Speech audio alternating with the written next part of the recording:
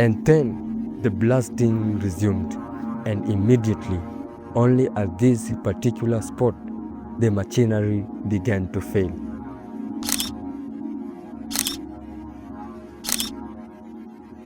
Mzee Kuli, local elder, documented this account. He said, despite the sacrifices, the blasting of rocks was very difficult with the machinery constantly breaking down. The engineers abandoned the route after realizing that there was an unknown power preventing the rock from breaking. This is the critical detail that every account of Koma Rock repeats independently. The machinery worked fine everywhere else on the construction route. The rock at other points was blasted without difficulty. Only at Koma Rock, only at Idembo site did the machines fail repeatedly, inexplicably. Engineers checked the equipment, replaced parts, brought in new machinery. The pattern continued. Something at this specific point on the hill was preventing the rock from breaking. What did they expect? Tell me what in the comments.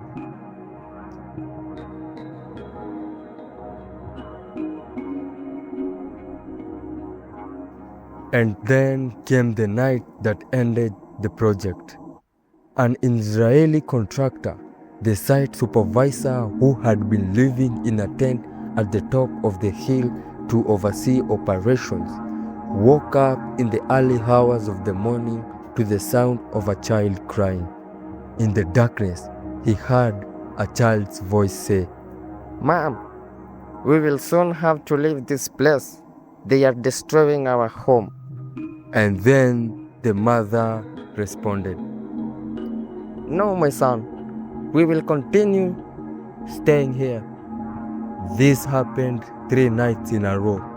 On the third morning, the contractor gathered his workers and told them what he heard. He described the voices. He described the darkness. He described the certainty that there was nobody physically present on that hill.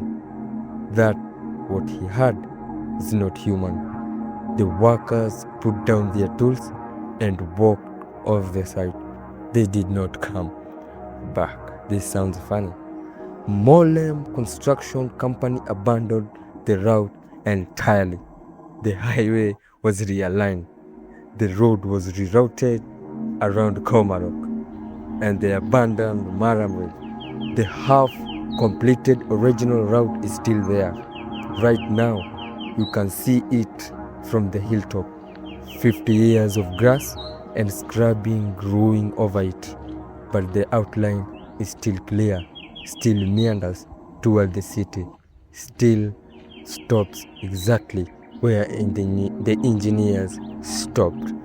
And according to the site caretaker, the shoes, the tools, the hose the workers left behind when they walked off are still here too.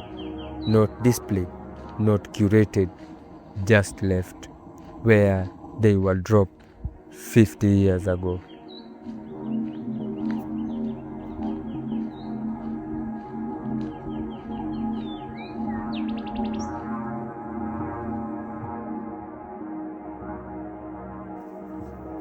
Here is what makes Koma Rock unlike any other place we have visited on this channel. After the construction company left, after the road was abandoned, the Catholic Diocese of Machakos chose this exact hill as a site of Christian pilgrimage, not coincidentally, deliberately, because the local community had already identified this as a place where the boundary between the earthly and the divine was thinner than everywhere else nearby. The priests who consecrated it said something that the Kamba elders who had prayed here for centuries would have recognized immediately. This is a place set apart, a place where people come to be heard. In the year 2000, a 70-foot concrete statue was erected at the summit. Jesus Christ in the arms of his mother Mary. The Pieta in Ukambani, the exact image the Kamba women had described seeing in 1830. The young woman, the child in her arms. Do you remember? Every year, on the first Sunday of February, thousands of Christians walk 3 kilometers from the base of the hill to the summit, stopping at the stations of the cross on the way, the same path the Kamba elders climbed for centuries to reach the temple. And the foot of the hill, the wild fig tree, the mugumo, still standing, still marking the original shrine site, still there. Two traditions, 2,000 years apart, on one hill, worshipping on different languages, what they both recognize as the same presence.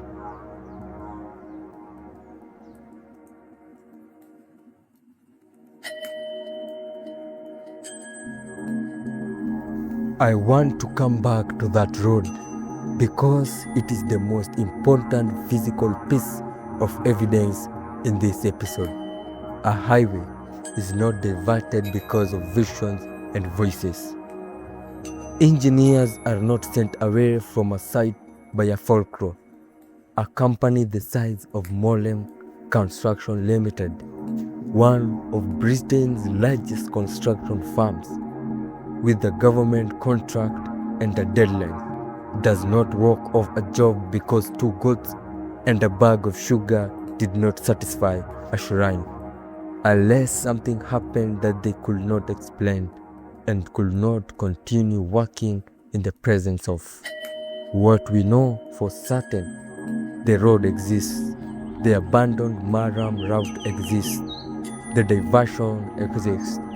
You can drive the Kangundo highway today and trace the arc of the detour around the base of Koma Rock. Somebody made a real decision to reroute a major highway. That decision was documented.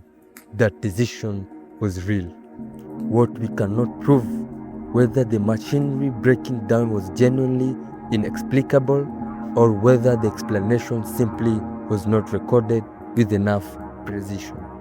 Whether the contractor genuinely had voices or whether fear and isolation in unfamiliar landscape produced something that felt paranormal.